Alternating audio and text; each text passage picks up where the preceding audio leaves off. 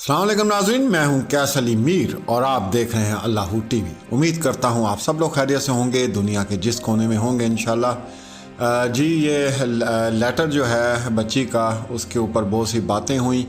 हम लोग भी वेट कर रहे थे एक दो दिन गुजर जाएं ज़रा, क्योंकि तमाम चीज़ें जब तक सामने ना आएँ तो इसके ऊपर बोलना और बात करनी, मैं ये समझता हूँ कि वक्त ज़ाया करना दूसरों का भी और अपना भी।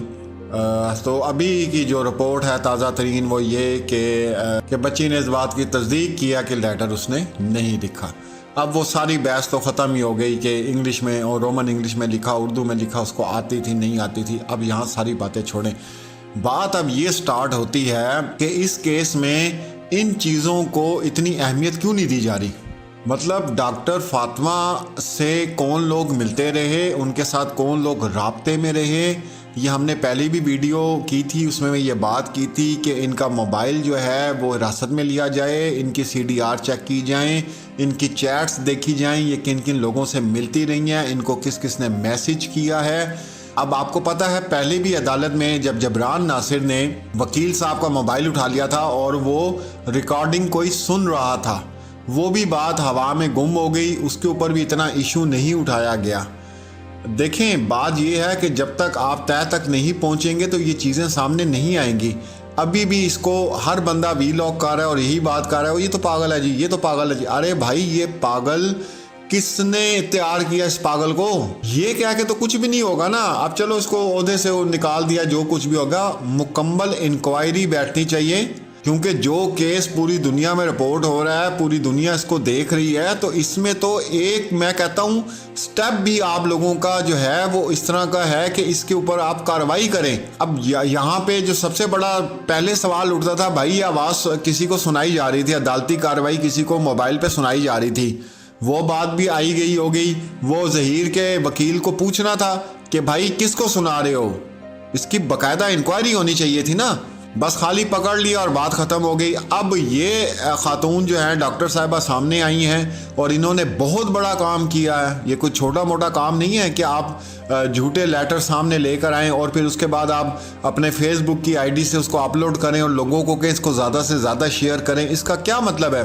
और सबसे बड़ी बात कि जो बातें इनका ग्रोह रात को बैठ के करता है ना, वो सेम एज इट वही सारी चीज़ें जो हैं उस लेटर के अंदर लिखी गई हैं। और लेटर का इतना बड़ा इशू ही नहीं था। अगर ये एकदम सामने आया था, ये तो उसी वक्त आप बच्ची को कहते हैं ज़रा बेटा ये दोबारा लिख के दिखाओ ये सारी बातें, तो पता चल जाता कि भाई ये किसने लिखा और किसने नहीं लिखा। उसके बाद जो डॉक्यूमेंट्स थे जो सिर्फ अदालत को दिखाने चाहिए थे, उनको आपने पब्लिक ला के कर दिया, पूरी दुनिया को आप, मतलब ये क्या है भाई? ये तो कुछ भी नहीं है।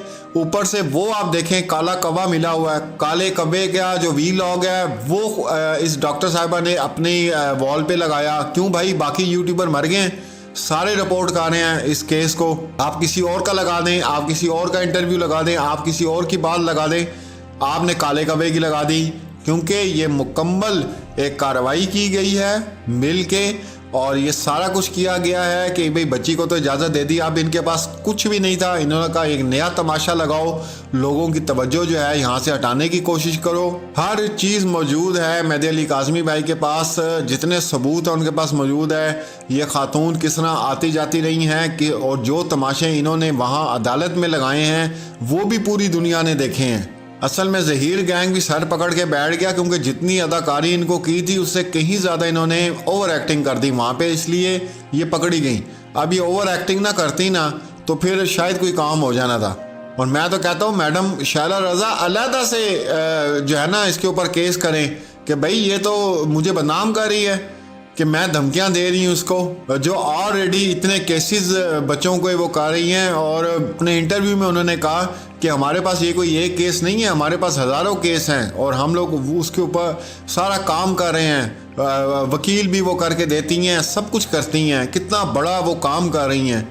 तुम उठ के मुंह उठा के तुमने शैला रज़ा पे, इस वजह से कि ये गैंग शुरू से ख़ास तौर पे ये जो काला कव्वा है, काला कव्वा शुरू से जो है वो शहला रज़ा को उल्टी सीधी बातें करता था और ये कहता था ये वो करवा रही हैं, ये करवा रही हैं, जो कुछ भी है। तो ये सारी उस कव्वे की बोली है जो ये डॉक्टर साहिबा ने बोली है मीडिया के सामने।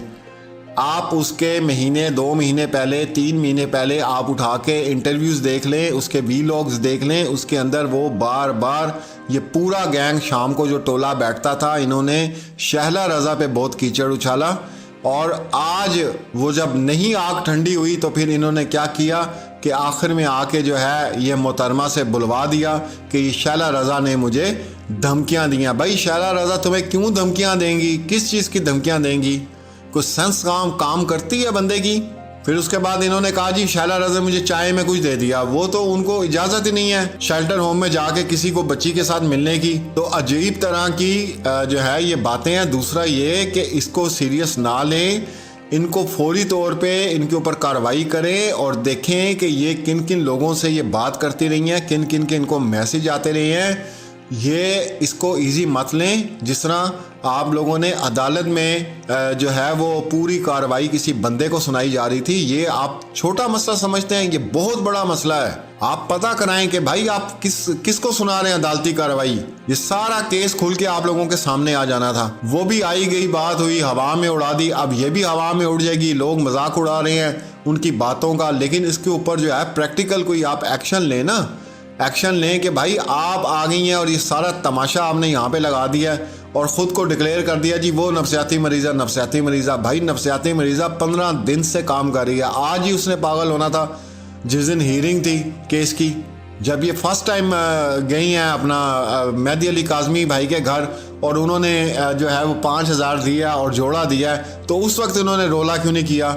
उस वक्त आके सोशल मीडिया के ऊपर आके इन्होंने चीखा चलाया क्यों नहीं? देखो जी मुझे रिश्वत दे रहे हैं, देखो जी मुझे ब्लैकमेल कर रहे हैं। मतलब एक सेंस ही नहीं बनती ना। तो इसलिए यह पूरी कौम को पता चल गया है, आपको तैयार किया गया था।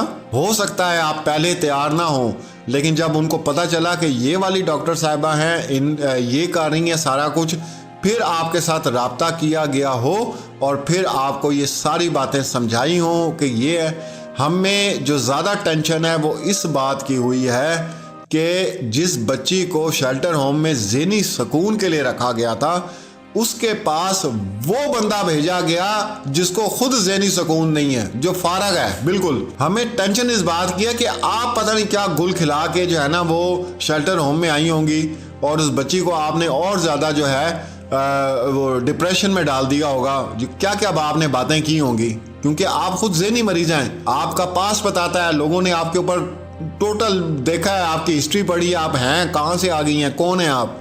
तो मेरी इल्तजा है तमाम वकला भाई, इसको इजी मत समझे, इसमें फौरी तौर पे जो है वो एक्शन लिया जाए और इंक्वायरी की जाए कि भाई ये मोबाइल पे किन से बातें करती नहीं है और कौन से इनको मैसेजेस आते रहे हैं और सारा कुछ है। और फिर से मेरे बहन भाई दोबारा एक्टिव हुए हैं, क्योंकि फिर दोबारा जब ये तमाशा इन्होंने लगाया है तो मुझे फिर बेइंतहा जो है वो मैसेजेस आना शुरू हो गए हैं।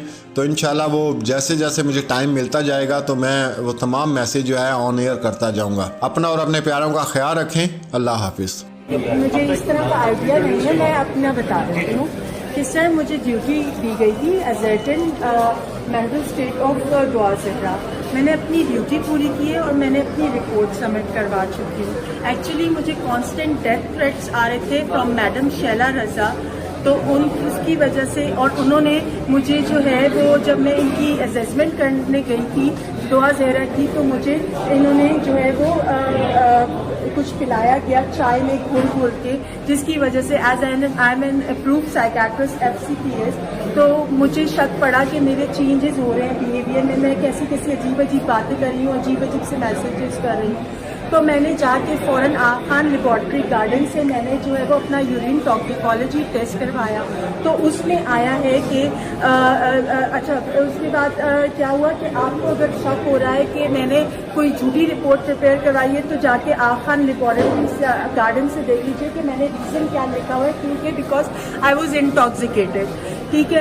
अच्छा, इसमें बेंजोडियाज़ेपिन्स आई हैं और बेंजोडियाज़ेपिन्स आप मॉड्सले गाइडलाइंस या दुनिया की कोई भी गाइडलाइंस देख लें कि बेंजोडियाज़ेपिन आपको इरिटेट कर देती है, हाई कर देती है, डिसइनहिबिट कर देती है, इतना डिसइनहिबिट कर देती है कि आप मर्दों से भी हाथ मिलाना शुरू कर देते हो। वो सारी रिपोर्ट सब कुछ मैंने अटैच की गई है। मुझे बहुत डेथ थ्रेट्स किए गए हैं और मुझे जो है वो इतना ज़्यादा इन्होंने नशा पिला दिया है, तो इस वजह से प्लीज बस सर, मैं जो सूट पेश किया है ये सूट किसका, ये सूट किसने दिया सर था? ये सूट जो है वो उन्होंने दिया था दुआ ज़हरा के पेरेंट्स ने कि हम सैयद हैं, तो जब कोई आता है हमारे घर फर्स्ट टाइम तो हम उसको देते हैं और पैसे भी दिए थे। तो मैंने उस वक्त तो रख लिए थे, since I can not refuse किसी के रिलीजियस मैटर को हम रिफ्यूज़ नहीं कर सकते, तो मैंने रख लिए और मैंने आज जो है वो कोर्ट में सबमिट करवा दिए, क्योंकि as a mental health professional या अगर दुनिया में कहीं भी एथिकल है तो मैं जो हूँ वो सबमिट नहीं मैं नहीं ले सकती। I am sorry now please.